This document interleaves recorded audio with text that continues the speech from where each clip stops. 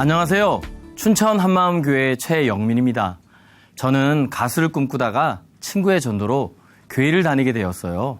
그런데 예수님이 믿어지지 않아 도마와 같이 부활하신 예수님을 제 눈으로 보고 직접 제 손으로 만져봐야 믿겠다고 하던 자였습니다.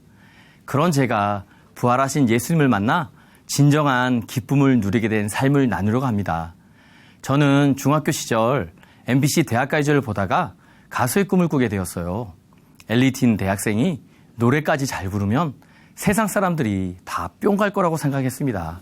그래서 스카이 대학을 꿈꾸었습니다. 최소한 연고대 출신이어야 더 폼날 거라 생각했어요.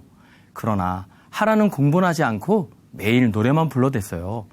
그 대신 소풍이나 수학여행에 가면 버스 안이나 공개적인 장소에서 늘 마이크를 잡고 노래를 부르곤 했는데요. 사람들이 앵콜 하면서 최영민 할 때마다 기분 최고였습니다. 그러나 성적은 바닥을 쳤는데요. 고등학교에 가니까 각 학년 때마다 희망대학을 써서 내라고 하더라고요. 그래서 희망대학을 적어냈죠. 1학년 때는 꿈이 커서 서울대 또는 하버드 대학이라고 적었고요.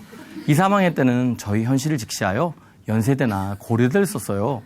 왜냐하면 저는 이 대학에 가서 대학가요제에 나가 있으니까요. 희망대학을 써내면 저는 항상 담임 선생님에게 불려갔습니다. 최영민, 너 희망대학을 적는 게 장난이야? 혼쭐이 났는데요. 저는 이해가 되지 않더라고요.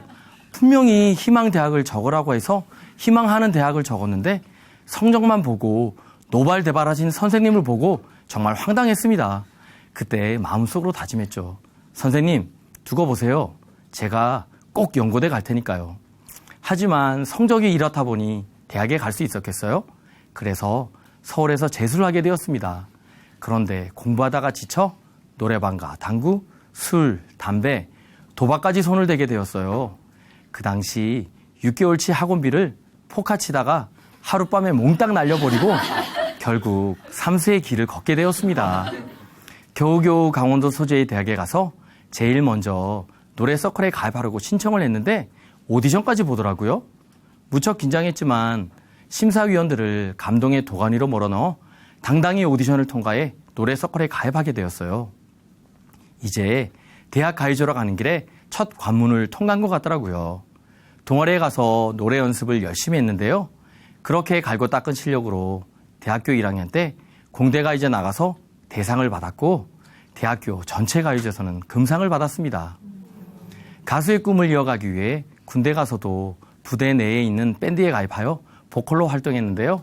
제가 근무하는 부대의 대대장님께서 밴드를 적극적으로 밀어주셔서 공연을 많이 했습니다. 그런데 공연을 하면서 느낀 것은 제가 추구하는 음악이 아닌 대대장님이 추구하는 음악을 하게 되더라고요. 주로 뽕짝을 많이 불렀는데요.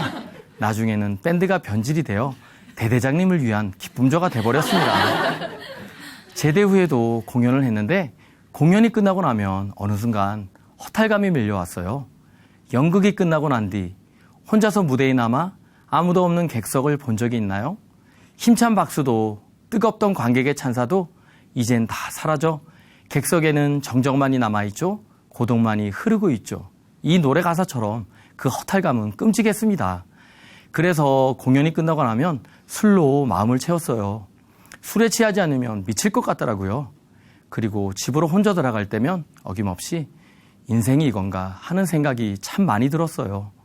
그때 대학가요제에 나갈 수 있도록 친구들이 곡을 썼으니 너의 꿈을 펼쳐보라고 제안을 했습니다. 그런데 어느 날 고등학교 친구를 만나게 되었는데 복음을 듣게 되었어요. 그때 친구가 살고 있는 한마음교회 생활관에 놀러 가게 되었는데 큰 충격을 받았어요. 나와 다른 세상에서 사는 그들을 보며 나도 여기 오면 살겠구나 하는 생각이 드는 거예요. 저는 그때 인생이 너무 힘들었거든요. 말씀을 선포하시는 목사님께 큰 확신이 있는 것을 보게 되었습니다. 정말 뭔가 있구나라는 생각이 들어 저를 전도한 친구들을 따라 한마음교회에 다니게 되었어요. 그렇게 한마음교회를 다니면서 우선 열심히 신앙생활을 해봐야 하겠다는 생각에 세상 노래 서클에 나가지 않고 술도 먹지 않고 도박도 하지 않게 되었는데요. 그때 제가 모아놓았던 세상 노래 테이프도 모두 버렸습니다. 그 중에서도 사랑하는 신승훈 형과의 이별은 너무 가슴이 아프더라고요. 대학가이저고 뭐고 간에 예수님을 너무 믿고 싶었어요.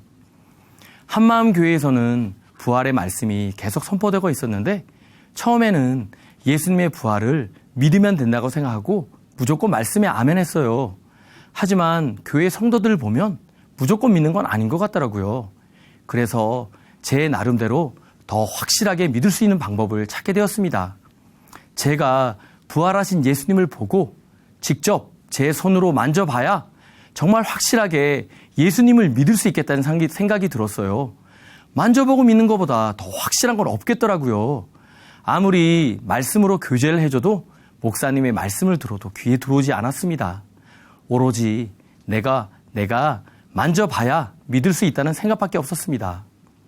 수년간 끊임없이 이 생각이 들면서 저는 돌아버릴 것 같았어요. 이 의심은 끊어지지 않았어요. 죽으면 이 생각도 끊어질까? 라는 극단적인 생각까지 들어 하나님께 간절히 기도했습니다.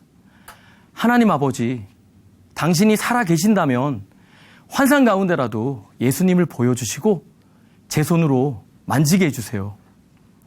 제가 기도하고도 제 생각이 정상적이지 않은 거예요. 이런 내가 정말 싫었어요. 스스로 세상 사람들 가운데 제일 저주받은 인간이라고 생각됐어요. 너무 힘들어하는 저를 위해 교인 전체가 기도까지 해주었습니다. 그러던 중 작은 교회 예배 때 일꾼께서 고린도전서 15장과 사도행전 2장 31절을 선포했는데 저는 그 말씀들을 예전에도 많이 들었거든요. 그런데 그날은 성령의 강권적인 역사로 그 말씀들이 제 마음에 확 박혀버리더라고요. 그 말씀들이 계속 제 속에서 되뇌어지는 거예요. 성경대로 미리 보는 거로 이같이 전파함에 이같이 믿었느니라. 이같이 전파함에 이같이 믿었느니라. 그러면서 제 안에서 탄성이 터져 나왔습니다. 성경대로구나. 성경대로 믿어야 되는구나.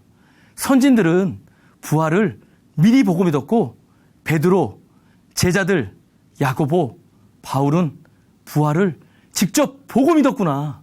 우리가 들은 바요, 눈으로 본 바요, 주목하고 우리 손으로 만진 바라 했던 제자들이 부활하신 예수님을 보고 만졌구나.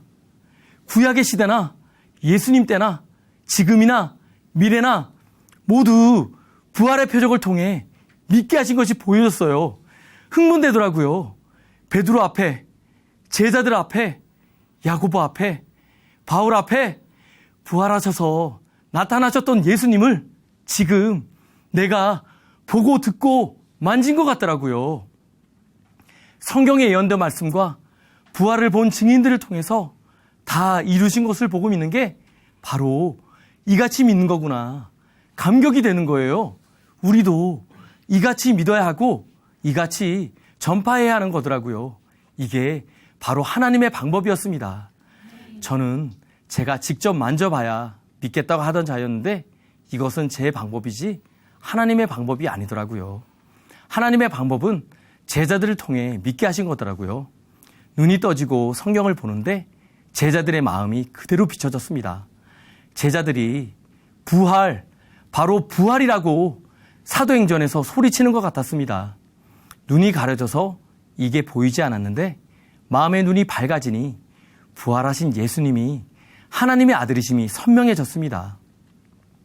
그러면서 예전에 보았던 제자들의 죽음에 관한 영상이 떠올랐습니다. 십자가에 거꾸로 매달려 죽은 베드로, 칼에 의해 순교한 야고보, 돌에 맞아 순교한 스데반, 로마에서 참수당한 바울, 그들의 죽음 앞에서 저는 통해가 나왔습니다. 나 때문이구나. 나 때문에 예수님께서 십자가에서 죽으셨구나. 부활을 증거하기 위해 제자들이 죽었구나. 핏값을 취하겠다는 하나님의 말씀이 무슨 말씀인지 깨달아졌습니다. 제자들이 생명을 걸고 부활을 전했는데도 저는 외면했습니다. 부활하신 예수님께서 저의 마음문을 계속 두드렸지만 저는 끝까지 거부하며 예수님을 만져봐야 믿겠다고 고집하던 철저히 내가 주인된 자였습니다. 왜 이런 나를 위해 죽으셨습니까? 흐느끼는 저에게 베드로가 회개하라고 외치는 소리는 구원의 소리와도 같았습니다. 너희가 십자가에 못 박은 이 예수를 하나님이 주와 그리스도가 되게 하셨다고 외치는 베드로의 외침에 저는 어찌할 것밖에 알 수 없었습니다. 아버지, 용서해 주십시오. 제가 주인 되어 사는 것이 너무 힘들었습니다. 동의하는 저에게 나조차도 저주한 나의 그 옛사람이 십자가에서 예수님과 함께 완전히 죽었다는 말씀이 선명해지며 하늘나라의 기쁨이 맺습니다. 부활하신 예수님께서 당신의 피로 영원한 제사를 드리신 것이 믿어지니 저의 마음속에서 천국의 축제가 벌어졌습니다. 또한 성령을 선물로 주시니 저의 마음은 하늘나라 것으로 가득 찼습니다. 하루는 아이를 보고 있는데 요한복음 3장 16절에 나오는 하나님의 마음이 그대로 저에게 부어졌습니다. 아이는 웃고 있는데 웃고 있는 아이를 보며 저는 울 수밖에 없었습니다. 왜냐하면 하나님의 사랑이 저의 마음을 덮었기 때문입니다. 사랑스럽게 아이를 보고 있는 내 모습이 마치 하나님께서 나를 이렇게 사랑스럽게 보신다는 생각이 드니 너무나 감동이 되었습니다.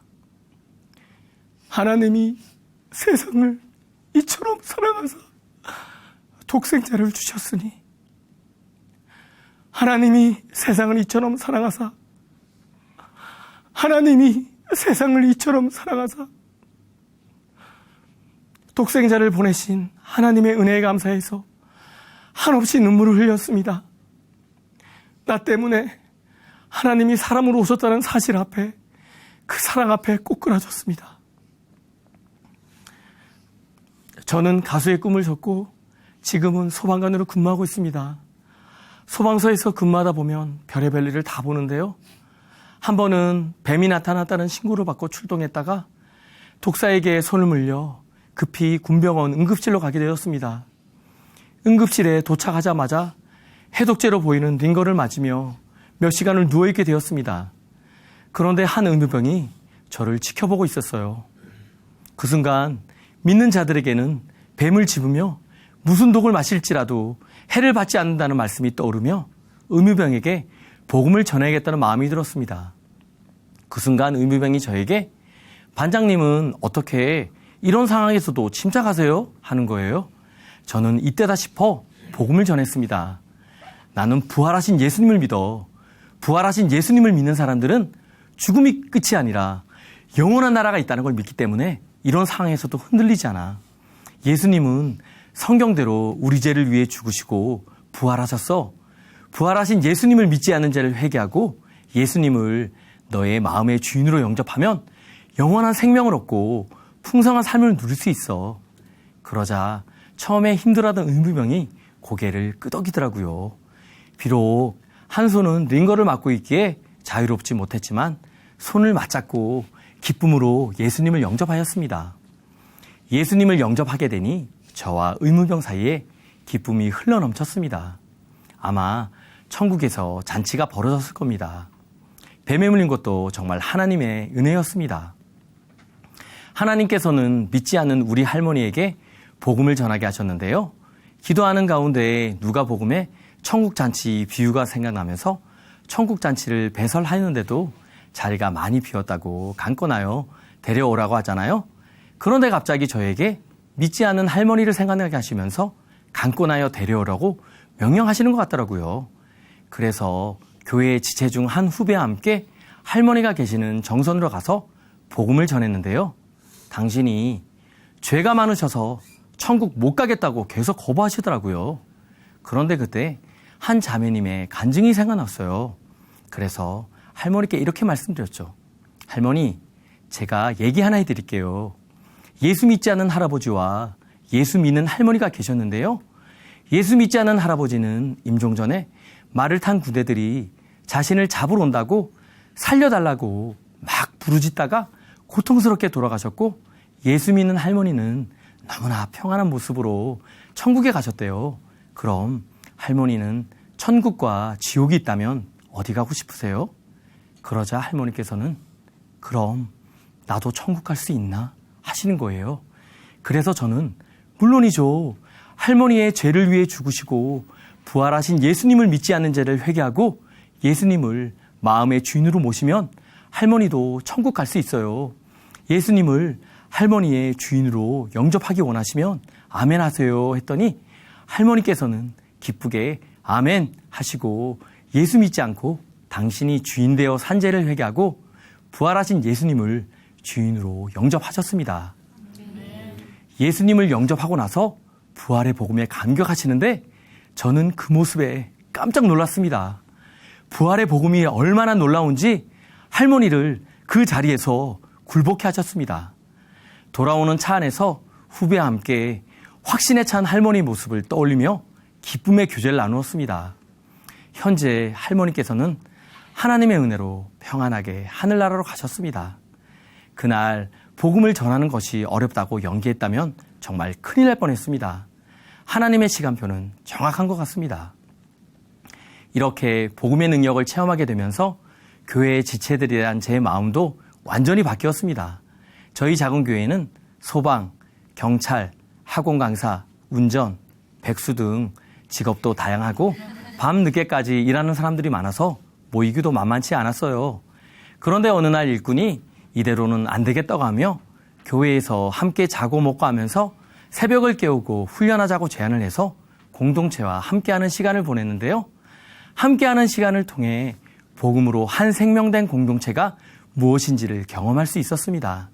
각기 기질이 다른 사람들이 복음으로 뜨거워지면서 마음이 하나가 되는데 정말 놀라웠습니다. 전에는 같이 있는 것만으로도 부담스러웠던 사람들이 이제는 친형제보다도 더 가까운 사이가 되었습니다. 자신의 마음 깊은 곳에 있는 얘기를 오픈하고 서로를 위해 눈물로 기도해주는 사랑의 공동체가 되었습니다. 이 일을 통해 신앙생활은 나 혼자 하는 게 아니고 공동체의 지체들과 함께할 때 더 뜨거워지는 것을 경험하게 되었습니다. 함께하는 자체가 큰 능력이었습니다. 예수님께서 제자들을 불러 함께 하자고 하신 게 바로 이거구나. 성경에 나온 100배의 축복을 누리는 시간이 되었습니다. 한 번은 공동체의 지체들과 함께 중국으로 선교 여행을 가게 되었어요. 목사님과 공동체의 지체들과 함께하는 것만으로도 최고의 여행이었는데요. 한 사람 한 사람을 보면서 이들이 나와 영원히 함께할 가족이구나. 나와 생명을 나누는 형제구나 하는 생각이 들더라고요. 복음으로 태동된 공동체는 인간의 정과 욕심이 아니라 하나님의 핏값으로 사신 거니까요. 형제를 위해 목숨을 거는 공동체를 이 땅에서 누릴 수 있다는 사실에 너무나 감격되었습니다.